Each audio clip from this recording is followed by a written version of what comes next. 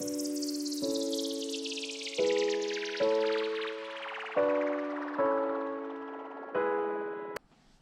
everyone, it's Jenny again. Welcome to my channel. If you're not new, thank you for coming back. Today's topic is about dorms, moving into a dorm. So I want to say congratulations if you are actually moving into a dorm soon. So speaking from personal experience, I lived in a dorm for a year in college. And so I kind of know what to do and what not to do. And I'll tell you everything not to do so you won't do what I did. So let's start with my experience. When I actually moved to a dorm, went to a college, like 6-hour drive from my house. And so I had to move to a dorm. And then that college, UC Santa Cruz, I don't know if now it's changed, but they would require all the freshmen to have to live in their dorms. So when I originally got in, they asked me what college I wanted to go into. I just chose a college, not knowing anything else. I didn't realize that that's where I had to live. So then I had to live in Crown, which is one of the older colleges there. And so when they asked me my dorm preference, I'm not really sure if they told me I could get a double or a single or a triple, but I think I might have gone for the cheaper one, the triple. And so I went with that. So I actually lived in a dorm. Actually, it's called a small triple. So it was basically a double that turned into a triple. So you put, instead of 2 people, you're jam packing 3 people in already an old building. So let's start with that. So I moved in with 2 other girls and they were really nice. It was a hard transition going from a shared space. I've always shared my room, but going from a shared space to somebody you don't know. And so for my personal experience, let's start with that. So with what I did, I would recommend before you choose where you want to live, ask if you can see it either virtually or if you can have access to go to the school and look at different options before you choose. I went in blindsided and I got there and I'm like, this is tiny. Think about this. On one side, we had 2 bunk beds. So me and the other girls slept there. On the other side, we had this, I'm not really sure what it's called, but it's where the bed's on top and the desk is underneath. And that's where the other girl slept. And so hers was kind of cute because it was her bed on top, her desk underneath, and her dresser there too. So it was very isolated for her. But for me and the other girl, we had to share the beds, basically, bed space. And then on one side, the furthest end, it was her dresser and her desk. And then on one side, it was my dresser and my desk. And mind you, our dressers were not closets. It's not a closet. It's little tiny wooden dressers, like not taller than, I would say, 5 feet, not taller than 5 feet. And then you open the cabinets, like space probably like this big to hang your clothes. And it has 3 shelves underneath that. So barely any space. And mind you, it's 3 of us. So I would recommend that. Go to the school's online housing thing and see if you can see a virtual, or if you can go in and look at your options before you decide. Don't go in blindsided, because when I moved, I grabbed all my stuff. I moved in, I opened the door and I'm like, oh crap, I'm not gonna fit. My next thing is, don't take too much. I literally grabbed everything like I was moving out of my house. All my clothes, all my shoes, all my personal items, everything. And it was really hard to get to fit in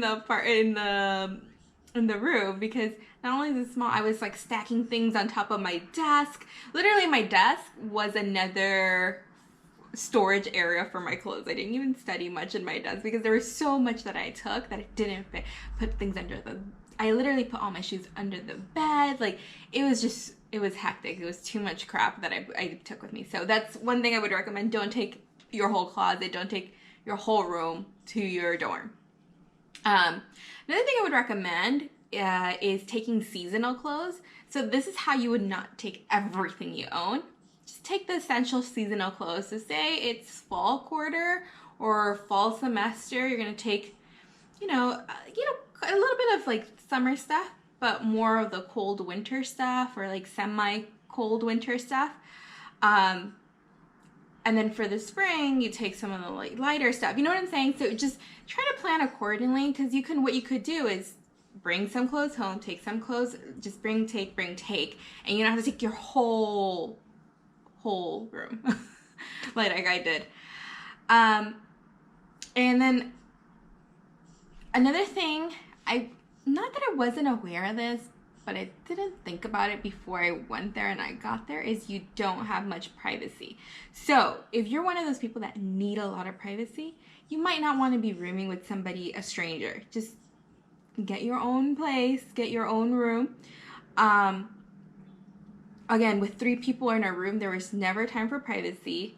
I could never sit there and study because there was somebody else talking or somebody else on the phone. And I know they try to be very accommodating, but it's hard when it's not your own space. So a lot of the time I would have to go to the library and study. And I used to love to study at night. So I always say I'm not going to leave the lights on and not let them sleep. So I would have to walk over to a library, study there, and then leave and go back to the dorm. So if you're that kind of person, for me, at the time, it didn't really matter. I can go somewhere else and study. I prefer not to study in my room anyways. But if you're that kind of person that needs to study in your room, it's probably better you don't share a room, or you share somebody with similar tastes, similar lifestyle, so then you're not crashing all the time. Another thing to know is living in dorms are very expensive. I think it depends per school, but on an average, living in a dorm costs a little more than living off campus, because off campus you can look for a price that you're looking for, a target price, but a dorm is just a flat fee. That's all that's what they're going to charge you. It doesn't change if you go in later. It's always the same price. But if you look for apartments around the university, there's some that are higher end, there's some really lower end, there's some a tiny bit further that might be a little cheaper. So if you're thinking about money, I would suggest look at prices around the school. What if you can find something like maybe 3 blocks away from the school and it's so much cheaper? It's not far. But overall, I think living on campus was a good experience. I got to meet a lot of people because you live in such a small community. And mind you, with us, we had small triples. That whole floor was of small triples. So there were so many of us and we all shared the bathroom. There was like no boys and girls bathroom. It was all unisex bathroom. So we all shared the bathroom. So I got to be close and personal, meet a lot of people, get to know a lot of people.